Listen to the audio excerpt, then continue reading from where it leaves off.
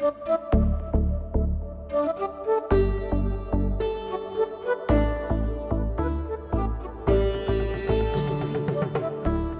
ಸ್ನೇಹಿತರೆ.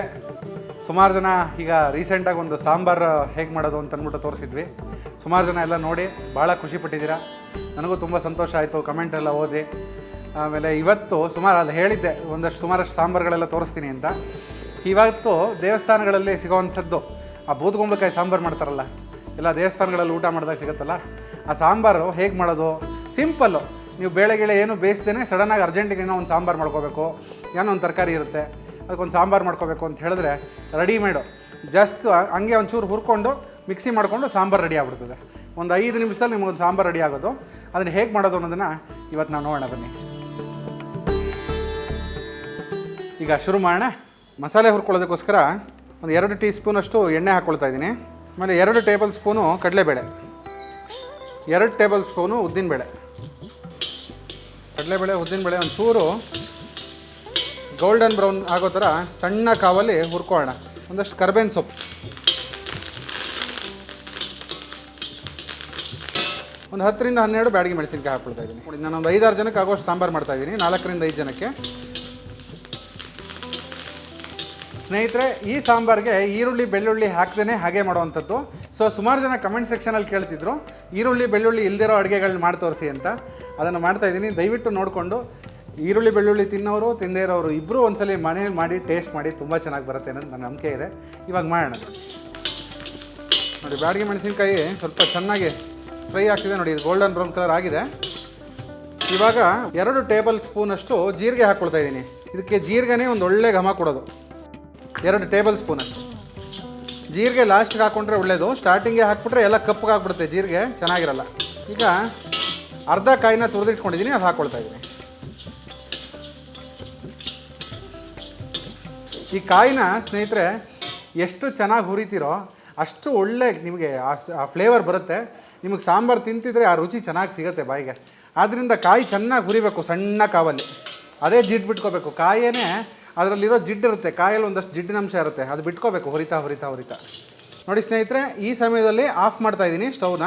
ಇದಕ್ಕೆ ನೋಡಿ ಅರ್ಧ ಟೇಬಲ್ ಸ್ಪೂನಷ್ಟು ಅರಿಶಿನ ಹಾಕ್ಕೊಳ್ತಾ ಇದ್ದೀನಿ. ಮತ್ತು 2 ಟೀ ಸ್ಪೂನಷ್ಟು ಸಾಸಿವೆ ಹಾಕ್ಕೊಳ್ತಾ ಇದ್ದೀನಿ. ಸ್ನೇಹಿತರೆ, ಸಾಸಿವೆ ಸ್ಟವ್ ಆಫ್ ಮಾಡಿದ್ಮೇಲೆ ಏನಕ್ಕೆ ಹಾಕೋದು ಅಂತ ಹೇಳಿದ್ರೆ, ಸಾಸಿವೆ ಸಿಡಿದ್ರೆ ನಿಮ್ಗೆ ಅಷ್ಟು ಚೆನ್ನಾಗಿರಲ್ಲ. ಈ ಮಸಾಲೆ ಹಸಿ ಮಸಾಲೆ ಹುರಿಬೇಕಿದೆ. ಆ್ಯಕ್ಚುಲಿ ಕಾಯಿ ಸಾಸಿವೆ ಹಿಂಗೆ ಮಾತ್ರ ಹಾಕಿ ರುಬ್ಬಿ ಮಾಡ್ತಾರೆ ಕೆಲವರು, ಅದು ಚೆನ್ನಾಗಿರುತ್ತೆ ಕಾಯಿ ರಸ ಅಂತ. ಇದಕ್ಕೆ ಲಾಸ್ಟಿಗೆ ಹಾಕಿದ್ರೆ ಸಾಸಿವೆ ತುಂಬ ಚೆನ್ನಾಗಿರುತ್ತೆ, ನಿಮ್ಗೆ ಒಳ್ಳೆ ಘಮನೂ ಬರುತ್ತೆ. ನಿಮ್ಗೆ ಒಳ್ಳೆ ನಿಮ್ಗೆ ಟೇಸ್ಟ್ ಮಾಡ್ತಿದ್ರೆ ನಿಮ್ಗೆ ಆ ಫೀಲ್ ಸಿಗುತ್ತದು. ನೋಡಿ ಇದಾಗಿದೆ ಚೆನ್ನಾಗಿ. ಇದಕ್ಕೆ ಒಂದು ಅರ್ಧ ನಿಂಬೆಹಣ್ಣು ಗಾತ್ರ ಹುಣಸೆಹಣ್ಣು ಹಾಕ್ತಾಯಿದ್ದೀನಿ. 1.5 ನಿಂಬೆಹಣ್ಣು ಗಾತ್ರದಷ್ಟು ಬೆಲ್ಲ ಹಾಕ್ಕೊಳ್ತಾ ಇದ್ದೀನಿ. ನಾನು ಹೋಟೆಲ್ ಸ್ಪೆಷಲ್ಲು SSP ಹಿಂಗೆ ಯೂಸ್ ಮಾಡ್ತಾಯಿದ್ದೀನಿ. ನೀವು ಪೌಡ್ರ್ ಯೂಸ್ ಮಾಡೋಂಗಿದ್ರೆ ಪೌಡ್ರ್ ಯೂಸ್ ಮಾಡ್ಕೋಬೋದು, ತೊಂದರೆ ಇಲ್ಲ. ಇದನ್ನು ರುಬ್ಕೊಂಬಂದ್ಬೋಣ, ಫುಲ್ಲು ನೈಸಾಗಿ ರುಬ್ಕೊಂಬರೋಣ. ನೋಡಿ ಸ್ನೇಹಿತರೆ, ಇದು ರುಬ್ಕೊಂಡಿದ್ದೀನಿ, ಫುಲ್ ನೈಸಾಗಿ ರುಬ್ಕೊಂಡಿದ್ದೀನಿ. ತುಂಬ ನೈಸ್, ಏನು ಬೆಣ್ಣೆ ಥರ ಏನು ಬೇಡ, ಒಳ್ಳೆ ಗಮ್ ಅಂತಿದೆ ನೋಡಿ ರುಬ್ಬಿರೋ ಮಸಾಲೆನೇ. ಹಾಗೆ ಚಟ್ನಿ ಥರ ತಿನ್ಬಿಡ್ಬೋದು, ಆ ಥರ ಚೆನ್ನಾಗಿದೆ. ಇದನ್ನು ಹಾಕಿ ಕುದಿಸ್ಬಿಟ್ರೆ ಸಾಂಬಾರು ರೆಡಿ. ಒಂದು 2 ಸ್ಪೂನು ಒಗ್ಗರಣೆಗೋಸ್ಕರ ಎಣ್ಣೆ ಹಾಕ್ಕೊಳ್ತಾ ಇದ್ದೀನಿ. ಒಂದು ಅರ್ಧ ಟೀ ಸ್ಪೂನಷ್ಟು ಸಾಸಿವೆ ಹಾಕ್ಕೊಳ್ತಾ ಇದ್ದೀನಿ. ಸಾಸಿವೆ ಸಿಡಿತಿದ್ದಂಗೆ ಒಂದು ಅರ್ಧ ಟೀ ಸ್ಪೂನಷ್ಟು ಜೀರಿಗೆ ಹಾಕ್ತಾಯಿದ್ದೀನಿ. ಸ್ವಲ್ಪ ಕರ್ಬೇವಿನ ಸೊಪ್ಪು, ಮೆಣಸಿನ್ಕಾಯಿ ಒಗ್ಗರಣೆಗೆ ಸುಮ್ಮನೆ ಒಂದು 2 ಮೆಣಸಿನ್ಕಾಯಿ ಹಾಕಿದ್ದೀನಿ ಒಗ್ಗರಣೆಗೆ. 2 ಟೊಮೆಟೊ ಹಚ್ಚಿಟ್ಕೊಂಡಿದ್ದೀನಿ ಗುಂಡು ಹೋಳು.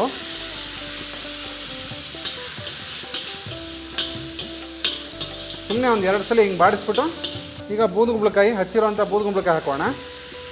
ನೋಡಿ, ಈ ಥರ ಕ್ಯೂಬ್ಸ್ ಥರ ಕಟ್ ಮಾಡಿ ಇಟ್ಕೊಂಡಿದ್ದೀನಿ ಬೂದುಗುಂಬಳಕಾಯಿ. ಇನ್ನೂ ಬೇಕಾದ್ರೆ ಸ್ಟಿಕ್ ಥರ ಕಡ್ಡಿನೂ ಕಟ್ ಮಾಡಿ ಇಟ್ಕೊಬೋದು, ಅದು ಚೆನ್ನಾಗಿರುತ್ತೆ. ಸುಮ್ಮನೆ ಒಂದು 200 ಗ್ರಾಮಷ್ಟು ಬೂದುಗುಂಬಳಕಾಯಿ ಕಟ್ ಮಾಡಿ ಇಟ್ಕೊಂಡಿದ್ದೀನಿ. ಇದಕ್ಕೆ ನೋಡಿ ನೀರು ಹಾಕೊಂಬೋಣ. ಈಗ ತರಕಾರಿ ಬೇಯೋಷ್ಟು ನೀರು ಹಾಕಿದ್ರೆ ಸಾಕು. ನೋಡಿ, ಇವಾಗ ನಾನು ಸ್ನೇಹಿತರೆ ಬೂದುಗುಂಬಳಕಾಯಿ ಉಪಯೋಗಿಸ್ಕೊಂಡಿದ್ದೀನಿ ಸಡನ್ನಾಗಿ ಬೇಗ. ಯಾಕಂದರೆ ಸಡನ್ನಾಗಿ ಸಾಂಬಾರು ಮಾಡಬೇಕು ಅಂದರೆ ತೆಳು ತರಕಾರಿಗಳು ಹಾಕಬೇಕು. ಬೂದುಗುಂಬಳಕಾಯಿ, ಸೌತೆಕಾಯಿ, ಇಲ್ಲಾಂದರೆ ಬದನೆಕಾಯಿ, ಈ ಥರದ್ದು ಯಾವ್ದಾರ ಅಂತ, ಇಲ್ಲ ಹಾಲು ಸೌರೆಕಾಯಿ, ಈ ಥರ ತರಕಾರಿಗಳು ಹಾಕ್ಕೊಂಡು ಮಾಡಿದ್ರೆ ತುಂಬ ಚೆನ್ನಾಗಿರುತ್ತೆ. ತೆಳು ತರಕಾರಿ ತಕ್ಷಣ ಬೇಯುತ್ತೆ 2 ನಿಮಿಷಕ್ಕೆ. ಅದಕ್ಕೆ ಈ ಥರ ನಾನು ಇವಾಗ ಬೂದುಗುಂಬಳಕಾಯಿ ಹಾಕಿದ್ದು. ಜನರಲಾಗಿ ದೇವಸ್ಥಾನಗಳಲ್ಲಿ ಸೋರೆಕಾಯಿ ಇಲ್ಲ ಸೌತೆಕಾಯಿ, ಮಂಗಳೂರು ಸೌತೆಕಾಯಿ, ಈ ಥರ ಬೂದುಗುಂಬಳಕಾಯಿ ಹಾಕಿ ಸಾಂಬಾರುಗಳು ಮಾಡ್ತಾರೆ. ಯಾಕಂದರೆ ದೇವಸ್ಥಾನಕ್ಕೆ ಸುಮಾರಷ್ಟು ದಾನಗಳು ಬಂದಿರುತ್ತೆ ಬೂದುಗುಂಬಳಕಾಯಿ ಅಂತೆಲ್ಲ ಹೇಳಿ ಅದರದೇ ಸಾಂಬಾರುಗಳು ಜಾಸ್ತಿ ಮಾಡ್ತಾರೆ ಎಲ್ಲ ದೇವಸ್ಥಾನಗಳಲ್ಲೂ, ಮೇಜರ್ ದೇವಸ್ಥಾನಗಳಲ್ಲಿ. ಅದಕ್ಕೋಸ್ಕರ ನಾನು ಅದೇ ಒಂದು ಟೆಕ್ಸ್ಚರು, ಅದೇ ಫೀಲ್ ಬರಲಿ ಅಂತ ಹೇಳಿ ನಾನು ಇವತ್ತು ಬೂದುಗುಂಬಳಕಾಯಿನ ಉಪಯೋಗಿಸ್ಕೊಂಡಿದ್ದೀನಿ. ಈಗ ನೋಡಿ ಅದು ಬೇಯಕ್ಕೆ ಶುರು ಆಗಿದೆ. ಸುಮ್ಮನೆ ಒಂದು ಚಿಟಿಕೆ ಅದು ಮಸಾಲೆಗೆ ಹಾಕ್ಕೊಂಡಿದ್ದೀವಿ.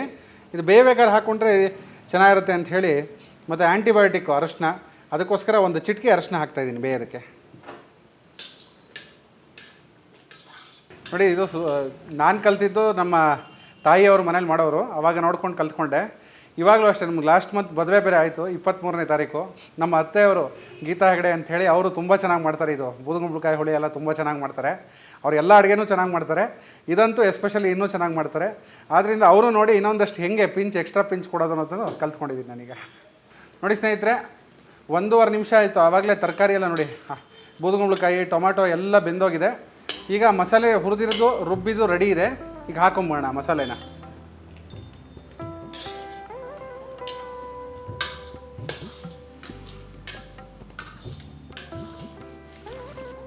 ನೋಡಿ ಇದೊಂದು ಸ್ವಲ್ಪ ನೀರು ಇರುತ್ತಲ್ಲ ಮಸಾಲೆಯಲ್ಲಿ, ಆ ನೀರನ್ನು ಚೆನ್ನಾಗಿ ಮಿಕ್ಸ್ ಮಾಡಿ ಹಾಕೊಂಬೋಣ.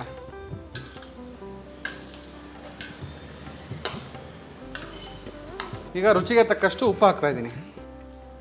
ನೋಡಿ ಕನ್ಸಿಸ್ಟೆನ್ಸಿ ನೋಡಿಕೊಂಡು ನೀರು ನಿಮ್ಗೆ ಎಷ್ಟು ಬೇಕು, ಗಟ್ಟಿ ಸಾಂಬಾರು ಎಷ್ಟು ಗಟ್ಟಿ ಬೇಕು ಅಂತ ನೋಡಿಕೊಂಡು, ಕೆಲವರು ಗಟ್ಟಿ ಸಾಂಬಾರು ಇಷ್ಟಪಡ್ತಾರೆ, ಕೆಲವರು ನೀರಾಗಿರಬೇಕು ಅಂತ ಹೇಳ್ತಾರೆ.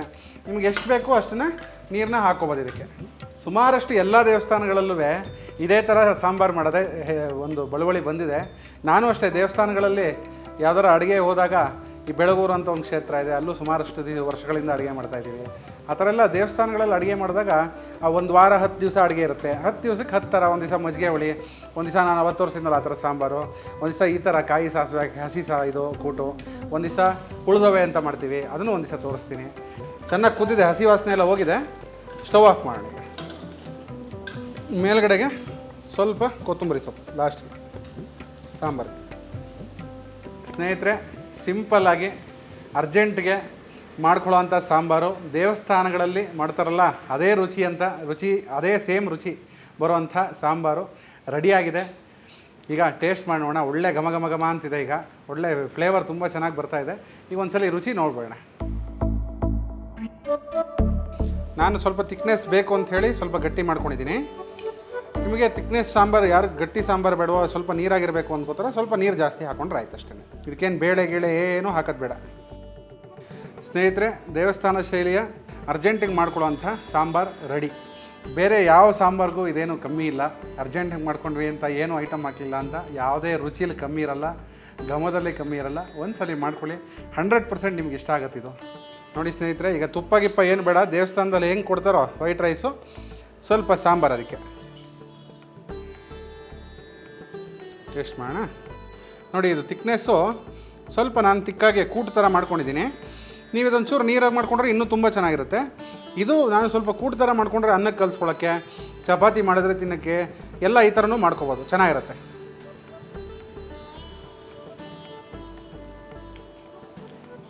ಚೆನ್ನಾಗಿದೆ, ತುಂಬ ಚೆನ್ನಾಗಿ ಬಂದಿದೆ. ಬಟ್ ನಾನೇ ಅಡುಗೆ ಮಾಡಿ ನಾನೇ ತಿಂದು ಚೆನ್ನಾಗಿದೆ ಅಂತಿದ್ರೆ ಅದು ಸರಿಯಾರಲ್ಲ. ನೀವು ದಯವಿಟ್ಟು ಮನೇಲಿ ಒಂದ್ಸಲಿ ಮಾಡ್ಕೊಳ್ಳಿ, 100% ಚೆನ್ನಾಗಿರುತ್ತೆ. ಮತ್ತು ಚೆನ್ನಾಗಿ ಬಂದಿಲ್ಲ ಅಂತಂದ್ರೂ ಕಮೆಂಟಲ್ಲಿ ಹೇಳಿ, ಚೆನ್ನಾಗಿ ಬಂದಿಲ್ಲ, ಏನೋ ಮಿಸ್ಟೇಕ್ ಮಾಡಿದ್ದೀರಾ ಅನಿಸುತ್ತೆ ಅಂತ. ಬಟ್ ನಾನು ಇವಾಗ ಮಾಡಿದಾಗ ನಾವು ಮಾಡ್ಕೊಂಡು ಇದೇ ಮೆಥಡಲ್ಲಿ ಮಾಡ್ಕೊಳ್ಳಿ, 100% ಚೆನ್ನಾಗಿ ಬರುತ್ತೆ. ಮತ್ತು ನಮ್ಮಲ್ಲಿ ಕಲರ್ ಸ್ಟಾಕೀಸ್ ಚಾನಲ್ದು ಫೇಸ್ಬುಕ್ ಪೇಜ್ ಇದೆ, ಇನ್ಸ್ಟಾಗ್ರಾಮ್ ಪೇಜ್ ಇದೆ. ದಯವಿಟ್ಟು ಅದನ್ನು ಲೈಕ್ ಮಾಡಿ. ಅರ್ಜೆಂಟಿಗೆ ಏನಾರು ಸಡನ್ನಾಗಿ ಫಾಸ್ಟಾಗಿ ವೀಡಿಯೋ ನೋಡಬೇಕು, ಫಾಸ್ಟಾಗಿ ಏನೋ ಒಂದು ಅಡುಗೆಗಳು ನೋಡಬೇಕು ಅಂತ ಹೇಳಿದ್ರೆ ಅದರಲ್ಲಿ ರೀಲ್ಸ್ಗಳಿರುತ್ತೆ, ನೋಡಿ ಎಂಜಾಯ್ ಮಾಡಿ. ಮತ್ತು ದಯವಿಟ್ಟು ಮರಿಬೇಡಿ, ಕೇಟ್ರಿಂಗು ಯಾವ್ದಾರ ಮದುವೆ, ಗೃಹ ಪ್ರವೇಶ, ಉಪನಯನ, ಯಾವುದೇ ಕೇಟ್ರಿಂಗ್ ಯಾವುದೇ ಫಂಕ್ಷನ್ ಆಗಿರಲಿ, ಮದುವೆಗಳು ಯಾವುದೇ ಫಂಕ್ಷನ್ ಆಗಿರಲಿ, ದಯವಿಟ್ಟು RVRನ ಮಾತ್ರ ಮರಿಬೇಡಿ.